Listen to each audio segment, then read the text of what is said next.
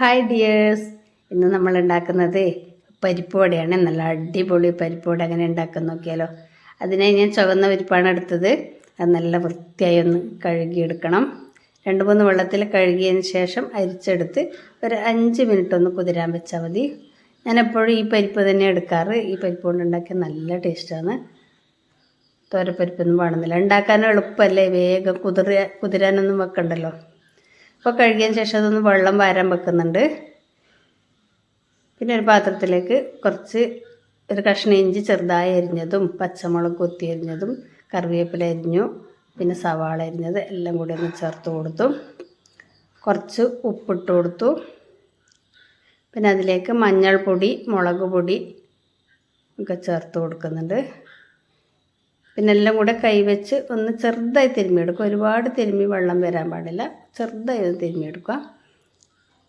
അതിലേക്ക് 2 ട്രിപ്പായിട്ട് പരിപ്പ് അരക്കുന്നത്. ആദ്യത്തേത് കുറച്ചധികം ക്രഷ് ചെയ്തെടുക്കുന്നുണ്ട്.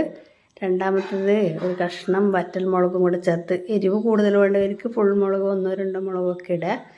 ഞാനൊരു വലിയ മുളകിൻ്റെ പകുതി ഭാഗം എടുത്തിട്ട് ആ പരിപ്പിൻ്റെ കൂടെ രണ്ടാമത്തെ ട്രിപ്പ് പരിപ്പ് ജസ്റ്റ് ഒന്ന് ക്രഷ് ചെയ്യുന്നതേ ഉള്ളൂ. അങ്ങനെ എടുത്തു, അതും കൂടെ ചേർത്ത് ലാസ്റ്റ് കുറച്ച് അങ്ങനെ മുഴുവനായിട്ട് തന്നെ ഇട്ടു. ഇതെല്ലാം കൂടെ ഒന്ന് മിക്സ് ചെയ്യുക. അതിലേക്ക് കുറച്ച് കായപ്പൊടിയും കൂടി ഇടുന്നുണ്ട്. അത് വേണമെങ്കിൽ ഇട്ടാൽ മതി, ഒരുപാട് ഇടണ്ട. കുറച്ചൊരു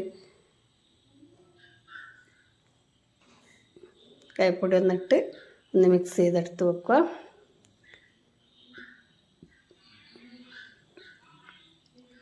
പിന്നെ എണ്ണ ചൂടാകുമ്പോൾ, വെളിച്ചെണ്ണയാണ് എടുത്തത്, ചൂടാകുമ്പോൾ ഉരുളകളാക്കി ഇത് അധികം നേർങ്ങനെ പരത്താൻ പാടില്ല, ഒന്ന് അമർത്തിയിട്ട് കുറച്ച് വണ്ണം വേണം, എന്നാലേ വട ടേസ്റ്റ് ഉണ്ടാവില്ല. അപ്പോൾ അതിനകത്തിട്ട് വറുത്ത് പോരുക. അതിടുമ്പോൾ എണ്ണ നല്ല ചൂട് വേണേ, അന്നേരം തീ കൂട്ടി വെക്കണം, പിന്നെ കുറച്ച് വെച്ചാൽ മതി. അടിപൊളി വട റെഡി ആയിട്ടുണ്ട്. അപ്പോൾ ഇതുപോലെ ഒന്ന് ഉണ്ടാക്കി നോക്കിയിട്ട് അഭിപ്രായം പറയണേ. അടിപൊളിയാണെന്ന് ഒന്ന് ട്രൈ ചെയ്ത് നോക്കൂ. അങ്ങനെ വടകളെല്ലാം വറുത്ത് കോരി. അപ്പോൾ വീഡിയോ കാണുമ്പോൾ ഒന്ന് സബ്സ്ക്രൈബ് ചെയ്യണം. നിങ്ങളുടെ അഭിപ്രായങ്ങൾ കമൻറ്റായി രേഖപ്പെടുത്തണം. അപ്പോൾ നിങ്ങളുടെ ഫ്രണ്ട്സിലേക്ക് ഇതൊന്ന് ഷെയർ ചെയ്ത് കൂടി കൊടുക്കണേ. അങ്ങനെ എന്നെ ഒന്ന് സപ്പോർട്ട് ചെയ്യണം. വടകളെല്ലാം നല്ല അടിപൊളിയായിട്ട് കിട്ടിയിട്ടുണ്ട്. അടിപൊളിയല്ലേ? അപ്പോൾ ഇഷ്ടപ്പെട്ടോന്നും കൂടി പറയണേ. Thank you.